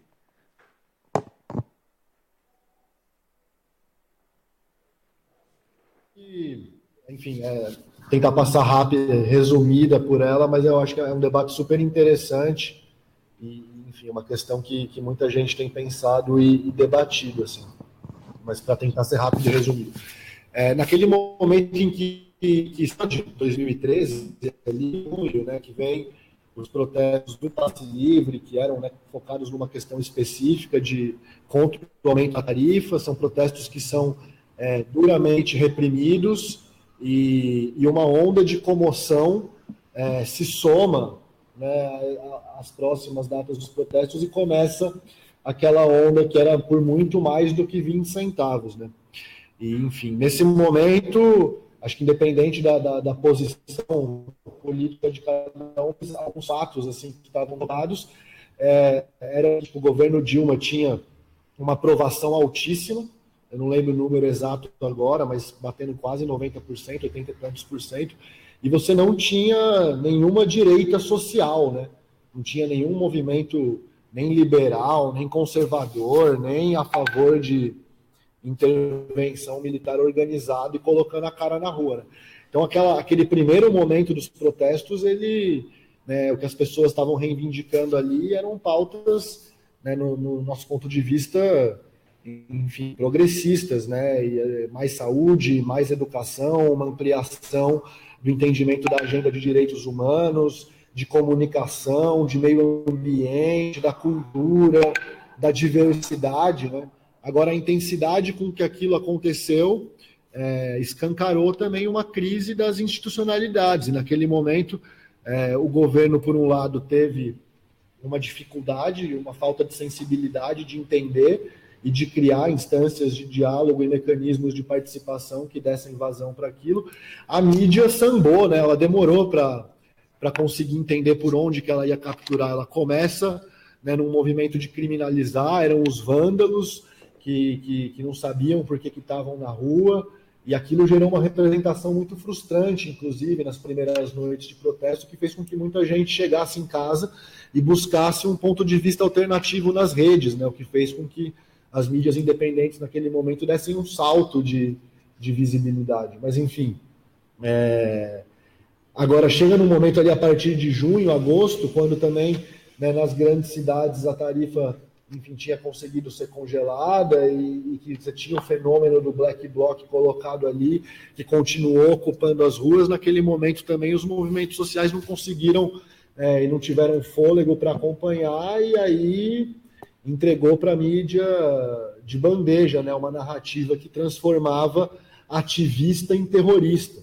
Então eles conseguiram passar alguns meses trabalhando isso, né, em 2014, com a tragédia da morte do Santiago, do cinegrafista da Band, isso, né, se aprofunda, né, até conseguir ter um esvaziamento da rua e uma retomada do processo só depois, com os protestos verde e amarelo. Né? Então foi um período de captura dessa narrativa, mas que conseguiu ser feito de uma forma bastante intensa, e aí acho que também com índices elevados, né, de semear, desses veículos semeando, né, esse discurso de ódio, muitas vezes canalizado, né, na narrativa do antipetismo, e que sem dúvida ajudou a agravar esse ambiente de hostilidade que a gente encontra nas redes hoje, com uma quantidade, um volume muito grande, né, de opinião extremamente conservadora, de ultradireita, o discurso de ódio se manifestando sem vergonha nenhuma. Mas eu acho que a gente também vive um momento em que a gente tem que saber lidar com isso. Hoje em dia também as ferramentas entendem que, né, tem uma grande quantidade desse volume que tem que ser separado, né, que é produzido pelos bots ou pelos fakes, mas também tem uma grande quantidade de um debate que a gente tem que encontrar formas de diálogo até para aprender a fazer os enfrentamentos que são necessários para esse momento que a gente está vivendo.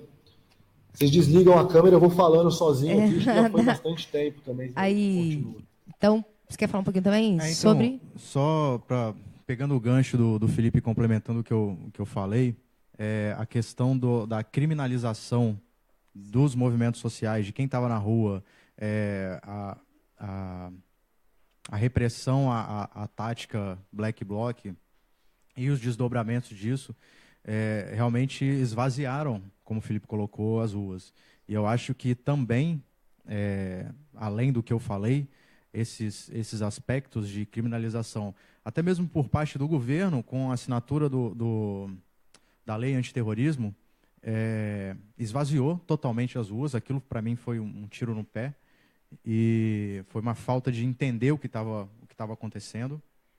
E eu acho que essa retomada dessa direita combativa, dessa direita, essa extrema-direita às claras e de extremos muito agressivos, eu acho que veio também por causa disso, por causa do esvaziamento que foi projetado, programado pela mídia e pelo governo também, para favorecer uma certa galera, ficar bonitinho na foto e tal.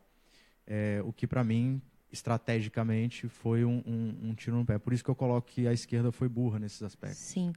Eu chego a colocar aqui, foi bacana isso que o Felipe trouxe para a gente, porque eu, na minha primeira formação, é de ciências sociais, então sou socióloga, e estava na universidade cursando em 2013, quando esses movimentos começaram. E logo em seguida eu já estava dando aula, assim, fazendo alguns projetos de extensão pela universidade e vários, escola particular e escola do Estado.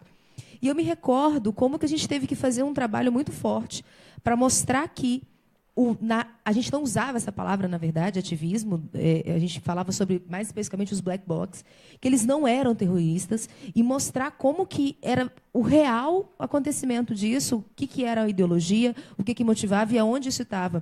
E, principalmente, trazer, quando se falava de manifestações na Europa, por exemplo, a gente utilizava muito a Rede Globo e as suas reportagens no Jornal Nacional e as imagens que estavam por detrás, quando o William Bonner ia falar. Atrás aparecia uma imagem e era sempre, quando falava de Europa, uma coisa bem organizada, uma coisa bonita, quase que bucólica, falando da organização da sociedade acerca daquele protesto e tudo mais. Já aqui no Brasil, quando eles iam falar sobre isso, se via uma imagem de quebra-pau danado, uma coisa com fogo, bem parecendo uma baderna. A palavra era essa. Eu lembro que, na época, a palavra ficou ótima, era baderneiros. Então, se associou muito a esse movimento, esse ativismo, essa luta da esquerda, a baderna, a bagunça. E eu acho que foi muito isso que você colocou e que o Felipe também disse para a gente agora. A gente teve, infelizmente, a gente se perdeu com a grande mídia, que tem o monopólio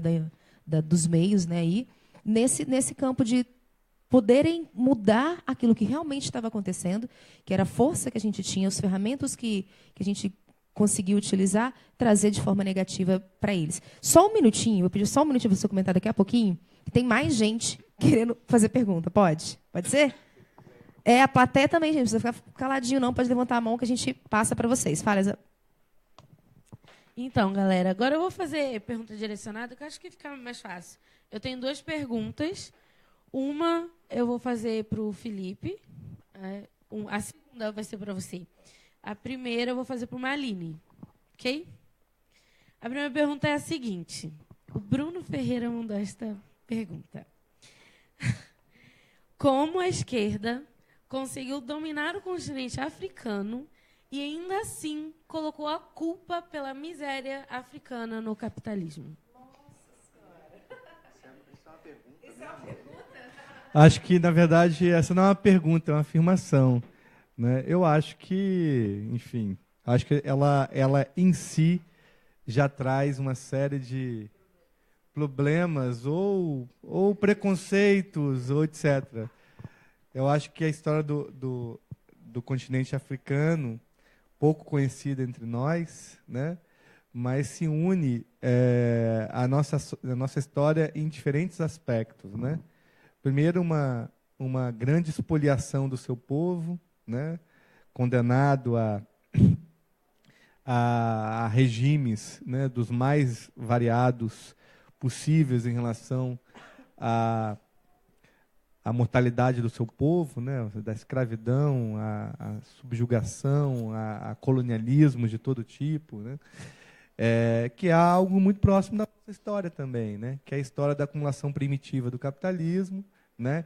Que para constituir-se criou um regime de escravidão que acumulou capital para o processo de industrialização, né? E as dinâmicas que esse capitalismo foi produzindo, um capitalismo basicamente escravocrata, né? Que nos funda como nação, né?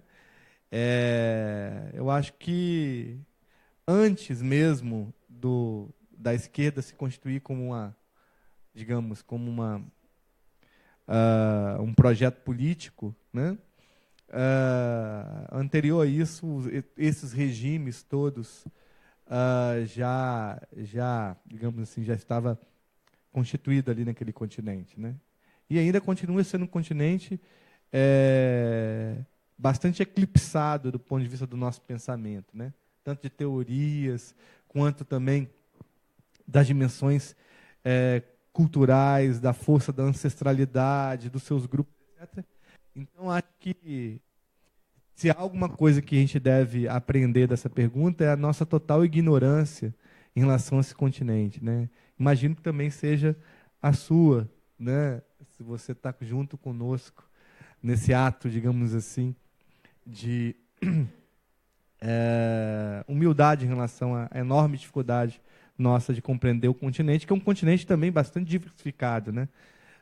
O norte não é a mesma coisa que o sul, etc. Né? E a segunda pergunta, Lucas Lourenço mandou o seguinte questionamento.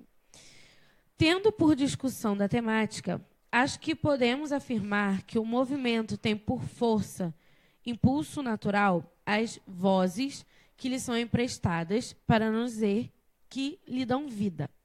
Entretanto, temos a diversidade de fontes de informação e meios que são abordados. Apesar de contribuírem na construção de um conteúdo maior, podem elas também anularem a legitimidade ou a originalidade da missão trabalhada, transmitir conteúdo concreto e de credibilidade? Se você quiser, eu repito a pergunta. Eu até tinha lido já aqui, mas eu também não entendi muito, não. Vocês entenderam assim? Eu entendi que o que a gente ajuda a transmitir, a alimentar as informações, pode anular a legitimidade ou a originalidade da missão. Não entendi direito, não, mas eu acho que ele quis dizer assim, apesar de todas essas vozes, são elas que comandam tudo que está acontecendo, ao mesmo tempo elas podem atrapalhar o que chega até vocês? Eu entendi isso da pergunta. Talvez com a ideia do fake news, um ativismo fake. Não, então, dentro do que eu entendi aqui, do que a gente entendeu, eu acho que não. Eu acho que a gente está sempre colaborando e eles também, em tempo real. E se eu protesto, mas de repente a gente vai. Então, dentro daquilo que eu entendi da pergunta, eu acredito que não. Não dá para anular a legitimidade, não.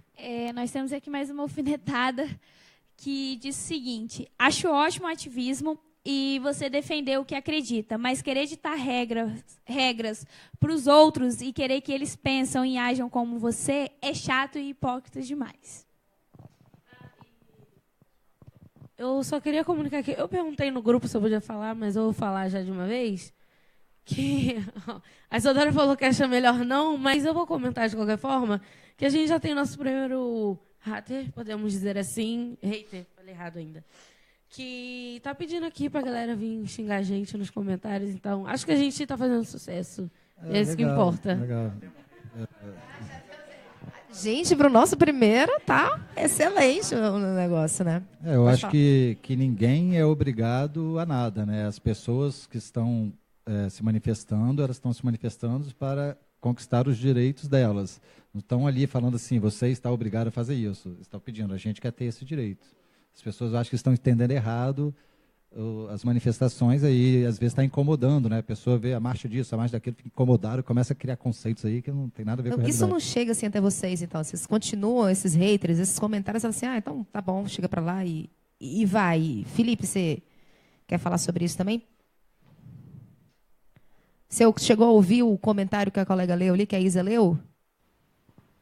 Eu precisava de um retorno da pergunta, por favor. Ela repete para ele, na verdade foi Pode, eu acho que foi o último comentário aqui, na verdade, foi que estava chegando haters aí, a galera pedindo para já falar mal aqui do nosso ao vivo, colocar umas coisas que eu falando mal do nosso ao vivo. E outra pessoa falou que é legal você ser ativista e tudo mais, mas você não pode querer obrigar as pessoas a seguir a sua bandeira, porque isso é muito chato e hipócrita, assim. Foi isso mais ou menos que eles disseram. Entendi. Cara, eu acho que tem um certo atestamento do conteúdo, né, que quanto mais haters aparecem na notícia, é porque mais ela incomodou, né? Mais ela provocou o debate e ela trouxe questão técnica, a tradição. Acho que quanto mais falta argumentos, maior é o ataque que ele é feito. Assim.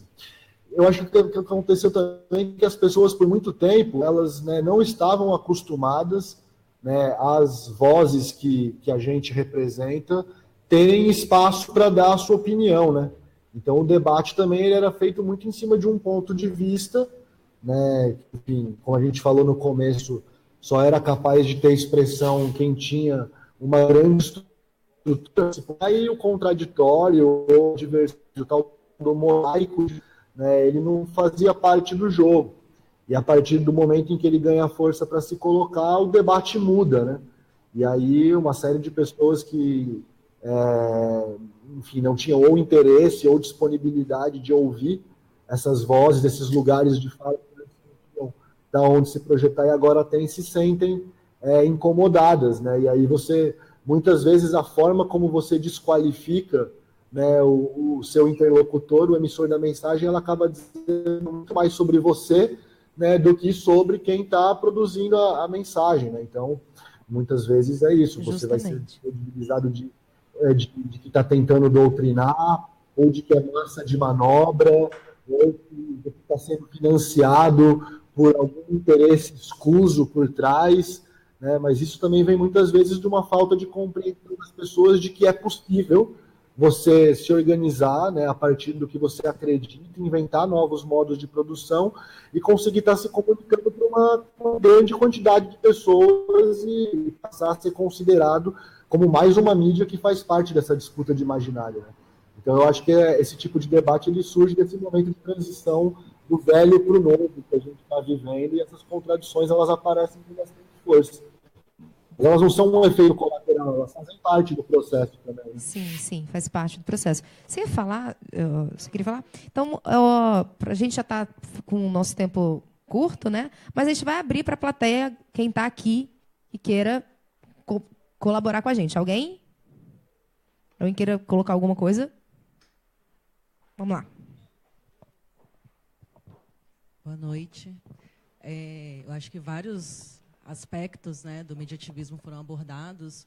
E uma coisa que é mais a título de curiosidade mesmo, como a questão estética, como ou se ela é tratada nas preparações para a cobertura dos eventos, se tem uma preocupação, de fato, de como gravar ou como fotografar, porque são as mesmas ferramentas, né, a fotografia e o vídeo que a mídia tradicional trabalha, né, compartilha com as mesmas ferramentas, né, agora com o celular, que eu acho que é o principal, assim, né, para os ativistas. Mas se existe essa preocupação com essa linguagem, ou se é a própria tática de guerrilha que é o que determina, e isso é, sei lá, quase que orgânico e da forma de se fazer essa cobertura. Não, saquei. Seguinte, na transmissão de vídeo, no streaming, é um pouco difícil você aplicar conceitos e técnicas vou falar um pouco do meu trabalho hoje, de cinema e de luz, fotografia real, porque você está transmitindo ali e é muita coisa acontecendo ao mesmo tempo. Claro que você se preocupa com o formato ali, como segurar o celular, como apontar e tal, o que você vai enquadrar naquele momento ou não. Existe uma preocupação em torno disso, mas não é o principal, entendeu? Não é o que move. Já na parte de fotografia, existe uma preocupação um pouco maior na estética da foto, de trazer essa dramaticidade do momento e ser de acordo com o que está sendo pedido, de acordo, assim, pela manifestação, né, as pautas, e ser de acordo com o que está sendo vivido ali. E existem alguns fotógrafos aqui que já colaboraram com a gente, que são excelentes, tipo o André Alves, que, cara, as fotos do cara são fenomenais. E ele tem, assim, esse feeling muito grande de conseguir, ali na fotografia dele, transmitir realmente o que estava acontecendo. Na foto é um pouco mais simples de você pensar na estética, porque, na maioria das vezes, pelo menos na nossa forma de atuação, a gente tinha algumas fotos que entravam ali durante a transmissão, porque eram mais gente, né? Tinha a Paçoca transmitindo, às vezes eu estava fotografando, ou a Tapioca fotografando também, mas a gente sempre soltava um álbum de fotos depois, com o que aconteceu no protesto. O André foi um dos nossos maiores colaboradores, existiram outros, assim, mas que eu me lembre agora, o André foi um dos que eu mais curtia o trabalho dele, ainda gosto. Então, na fotografia, quando a gente soltava um álbum assim do que rolou, sim, existia toda a preocupação de edição, de luz e de tudo ali. Eu acho que falou um pouco da parte que me toca, assim, que é... Você falou de não ter esse cuidado, né? Que é uma coisa que você fica ali, não fica pensando em luz. E eu acho que para mim, principalmente em todos os momentos que eu estou aqui, enfim, só falar um pouco do que eu trabalho, que é exatamente a transmissão ao vivo, do corte, da mesa de edição, de como é importante essa... Que aí eu acho que a estética passa pela narrativa, assim, que é muito mais importante o cara estar ali e como esse lugar... Estou na frente aqui. Viu? A preocupação estética, é isso que eu ia chegar e falar. Como esse lugar do estar ali, nesse caso, do streaming com o celular, é muito importante e tal. Mas nesse caso aqui, a gente, vamos chegar essa câmera um pouquinho para lá, porque vai dar para ver a menina que vai falar. E eu acho que a preocupação vem aí, né? Talvez a Mídia Ninja tenha uma experiência grande nisso do Mambembe ali, né? Do como fazer com que o que a gente está fazendo aqui hoje, com 2 webcam, assim, de fácil acesso, um computador comum, um cabinho, um adaptador que não sei o quê. Então, a preocupação estética, eu acho que vem aí, nesse como narrar, como contar, trazer a verdade, e que eu acho que em algum momento vocês estavam falando aí, não chegava eu a falar isso, de como aqui em Vitória foi muito importante, né, esse momento da repressão ser mostrado por vocês para o crescimento do movimento, né, principalmente 2013. Né. A gente via uma narrativa totalmente distorcida e chegava... o que está acontecendo é isso aqui, galera. Olha aqui, porradeira, quebraram todo mundo. Ah, então foi isso? E aí isso englobou uma massa de gente estranha que se juntou com outra galera que não se identificava muito por grupinho, né? Meu amigo, não foi meu amigo. Um cara que eu não conheço. E aqui em Vitória a gente tem muito essa distorção, né? E outra coisa que eu ia falar, do ponto que vocês estavam falando das mulheres, né? Enfim, as mulheres estão comandando, assim, a gente... Queria falar dessa coisa da técnica, porque é isso, são 3 meninas que estão aqui, que não tinham experiência nenhuma, a gente trocou uma ideia, uma aula, elas dominaram, então, enfim, vão tocar até o final e poderiam fazer mais e vão fazer mais, né? Só queria complementar aí alguma coisa. Bom você ter falado, Matheus, que você e Jean Pereira, que é o artista dessa obra aqui, não sei se está saindo na... de todas essas... Enfim, Jean Pereira, amigaço, brother mesmo, e Mateuzinho foram... Os caras fizeram um vídeo, não sei se vocês já viram isso, já deve ter visto, porque rodou pra cacete. Por aí, né? Cara, os caras estavam filmando foi no primeiro protesto, não foi? No posto de gasolina? Isso. Foi por ali, logo no comecinho, né? E aí foram literalmente atacados pela polícia. A polícia tentou tirar a câmera da mão do Jean. Alguns arquivos foram perdidos naquela doideira, né? Que a polícia obrigatoriamente ali tentou apagar arquivos e pegando câmera da mão e tal, na maior doideira. E para mim, aquilo ali, quando eu vi, foi inspirador, velho. Foi o que, assim, também falei, não dá. Não vou ficar aqui parado sendo ativista de sofá, velho. Vou pra rua.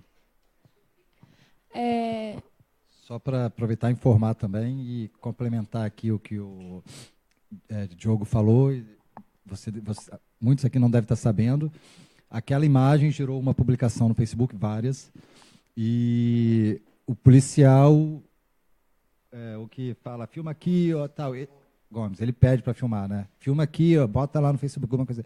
Ele processou, eu sou um dos processados. Eu sou uma vítima, na verdade. Mas ele processou, são uns 10 processos com 7 pessoas cada um, ou 7 processos com 10 pessoas cada um. Ele quer ficar rico, ele pediu 35 mil em cada processo. E está rolando o processo, já participou de algumas audiências, acredito que não vai dar nada para o lado dele, né? Porque ficou claro ali nas imagens o que aconteceu. Então é só para informar isso aí, agora o Brasil, o mundo aí está sabendo isso aí, que a gente via segurando.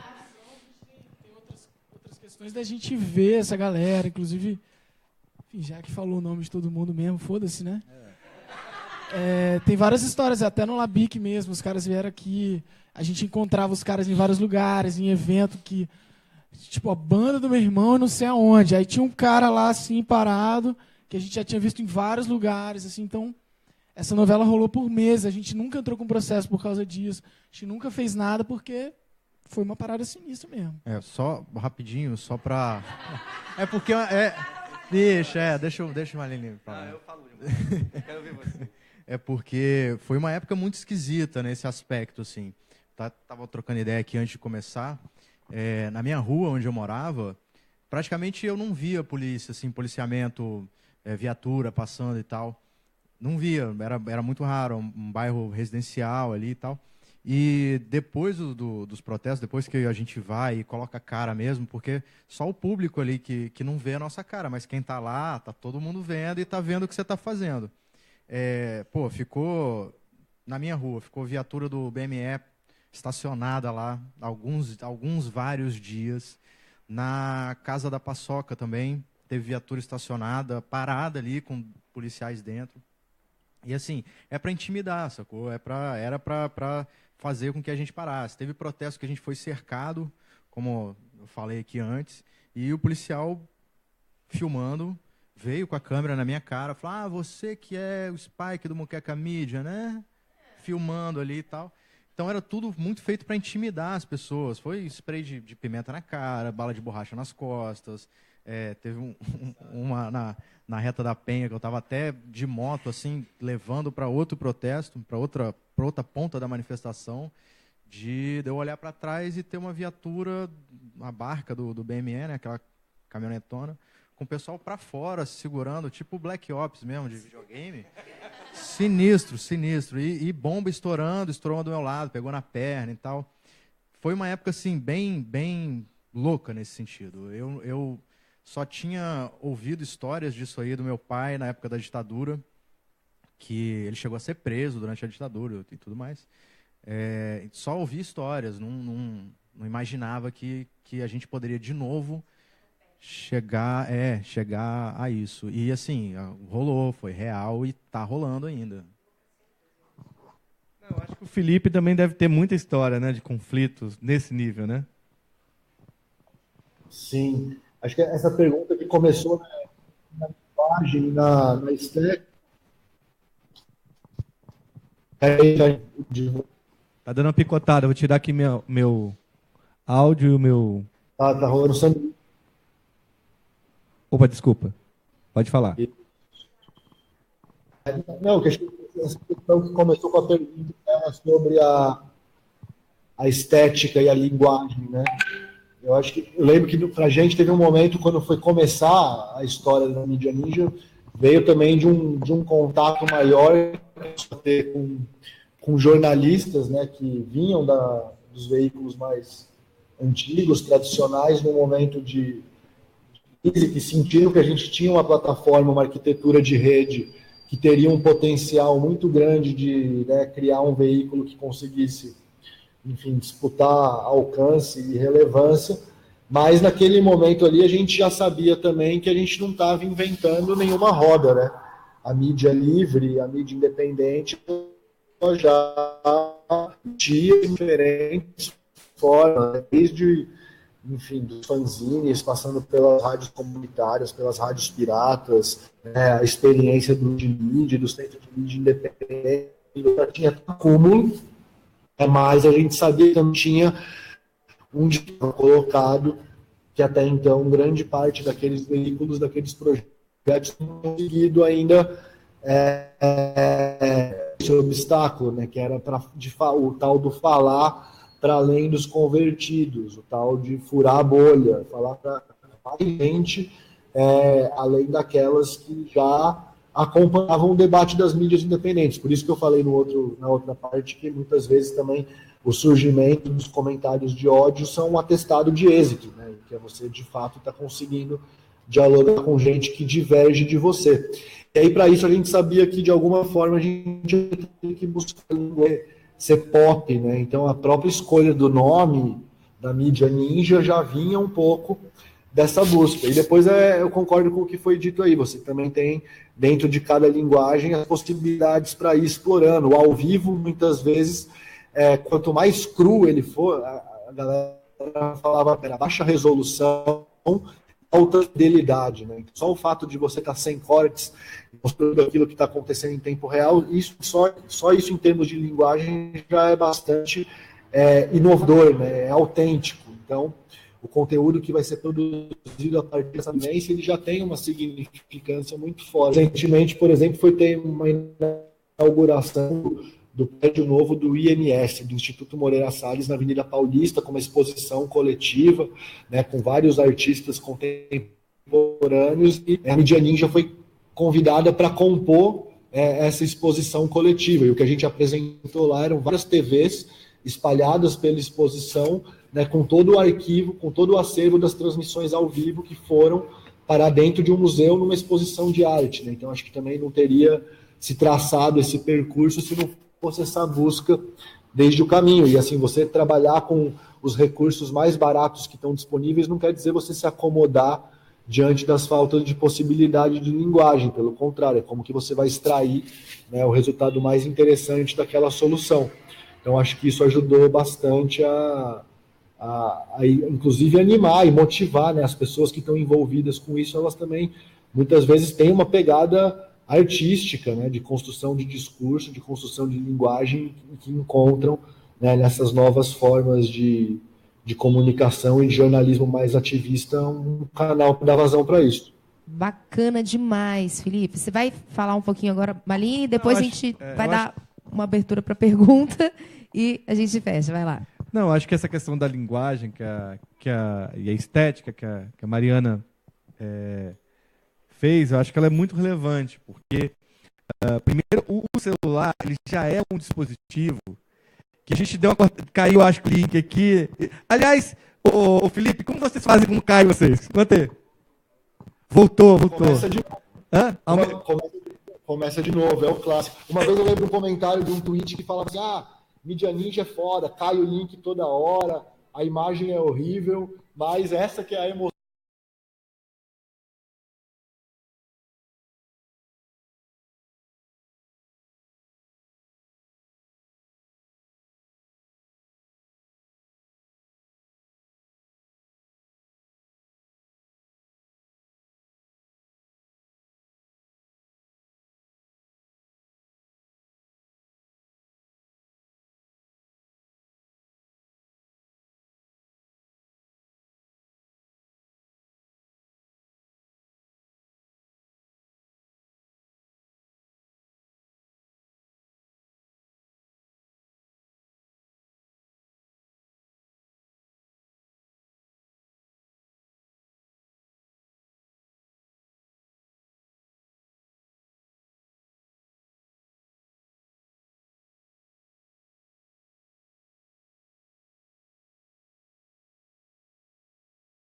Do momento que, né, não tem igual, assim. Acho que é muito isso que está colocado também.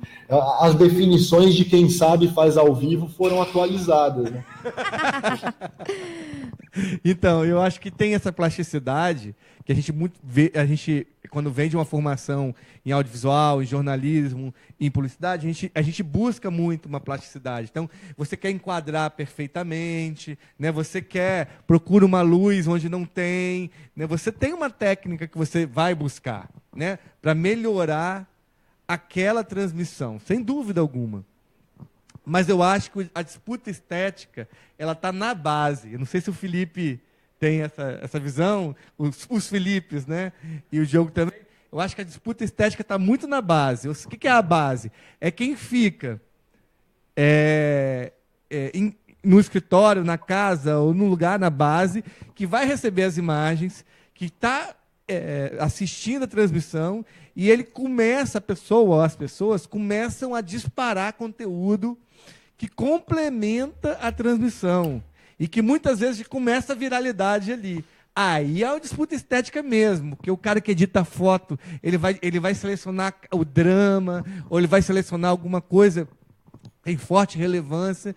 E eu acho que isso se aproxima muito com a história do jornalismo, curiosamente, porque o jornalismo, fotojornalismo, principalmente, ele não busca muitas vezes a plasticidade da imagem. Ele busca alguma coisa que expresse a importância e relevância do fato, né?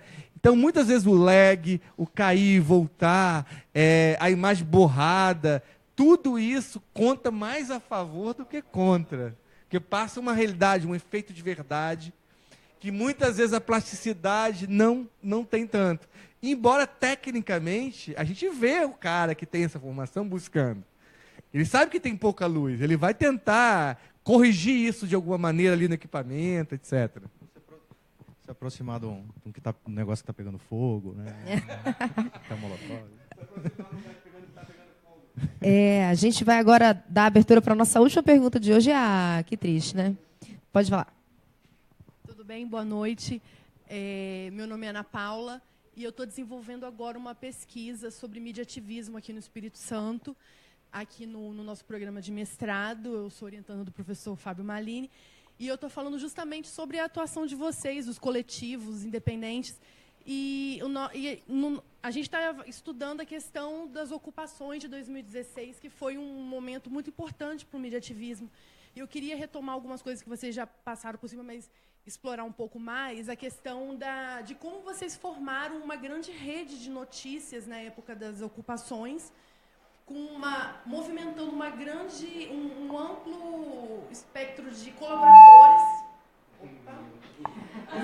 Movimentando uma grande equipe de colaboradores que mandavam fotos, vídeos de maneira totalmente assim, espontânea, e também criando uma narrativa que ia na contramão do que a imprensa falou na época. A gente lembra que na época das ocupações de 2016, os estudantes ocuparam em torno de 60, 65 escolas, e que era uma época de Enem, de segundo turno das eleições, e que a mídia tradicional cobriu muito isso, mas de uma outra maneira, falando que os estudantes atrapalharam a realização do Enem, atrapalharam a realização do segundo turno das eleições, e eu percebi, principalmente o Mídia Ninja, mostrava a pauta da luta mesmo do movimento estudantil. Eu queria que você falasse um pouquinho como que foi criada essa rede, esse grande... uma rede de colaboradores, né, que estavam engajados e queriam mostrar também a sua versão. Seria mais ou menos isso. Tá, vou falar em off aqui, né? Vou falar em off. Antes de acontecer a primeira ocupação, os organizadores das ocupações, os colaboradores, já estavam em contato com a gente, informando que eles estavam organizando ocupações. Eram alunos de várias escolas, uns não sabiam que os outros estavam se comunicando também. Alguns pediam para a gente organizar a ocupação, e a gente às vezes respondia assim: ocupa e a gente vai cobrir o que vocês querem, né?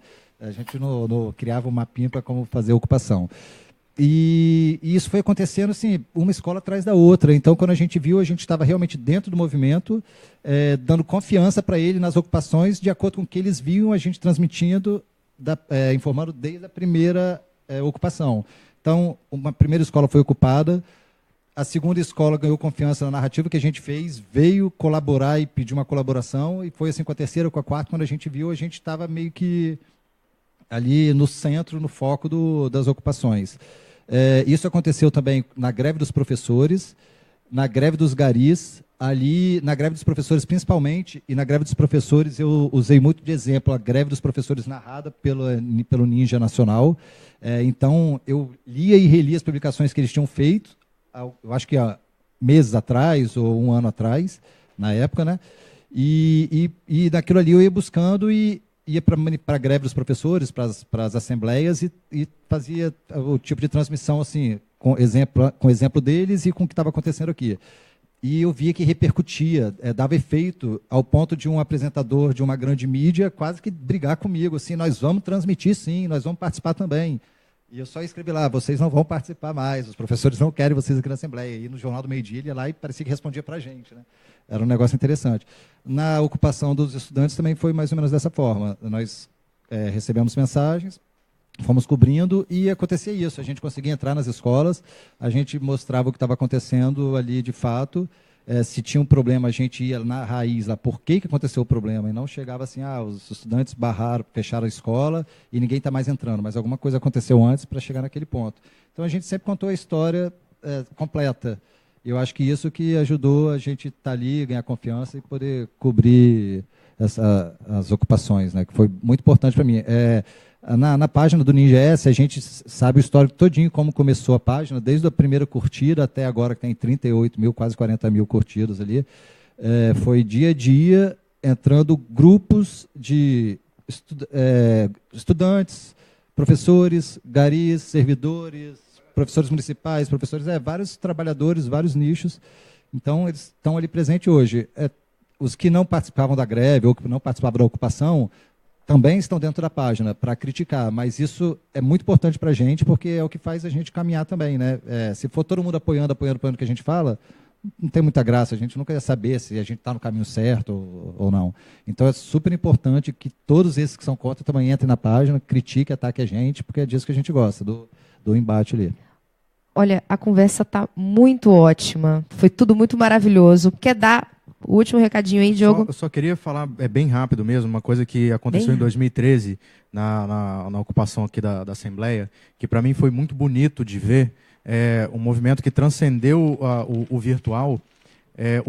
A galera que estava lá ocupando, eles precisavam de comida, porque não tinha nada, né? O pessoal simplesmente entrou e é isso aí. Estamos aqui. E foi pedido numa live, num streaming que a Paçoca fez, que a gente se revezava lá durante a noite para poder cobrir tudo, né? Tudo que dava. E ela pediu doação de alimento. E assim, cara, meia hora depois, começou a chegar carro na porta da Assembleia de gente que não queria aparecer, não queria se identificar, mas que apoiava o movimento com porta-malas cheio de compra. Pô, eu fico arrepiado quando eu lembro desse negócio. Porta-mala cheio de compra para levar para os caras lá, sacou? Então foi um negócio que realmente transcendeu ali o lado virtual da coisa e realmente teve participação de outras pessoas para poder ajudar quem estava lá ocupando. Isso para mim foi assim bacana demais mesmo. Então, muito obrigada a todos que estiveram aí. Obrigada a vocês, obrigada Felipe, obrigada Diogo, obrigada Maline. Acredito que o Diogo também, nós já recebemos dezenas de convites para participar de vários debates em várias faculdades, universidades e outras coisas que eu nem sei o que são, mas é a primeira vez que eu estou participando aqui. É uma honra para mim estar aqui. Palmas para ele, gente. Vamos lá. A todos vocês. Obrigado. A honra é minha. A gente fica muito feliz de ter podido ter a primeira vez. Obrigada, Felipe. Eu não sei se eu acertei seu nome, tá? Vou pedir desculpa de novo. Eu fiquei aqui ensaiando várias vezes. Muito obrigada aí. Pode mandar o seu tchau final. Final. Não, eu que agradeço, gente.